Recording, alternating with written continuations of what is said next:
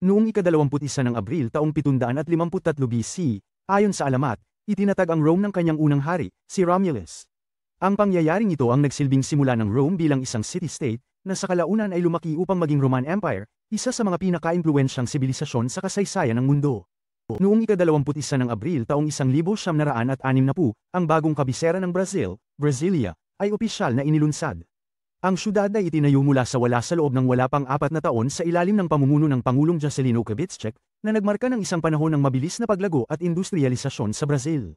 Noong ika-21 ng Abril taong 1989, ang mga protesta sa Tiananmen Square ay nagsimula sa Beijing, China.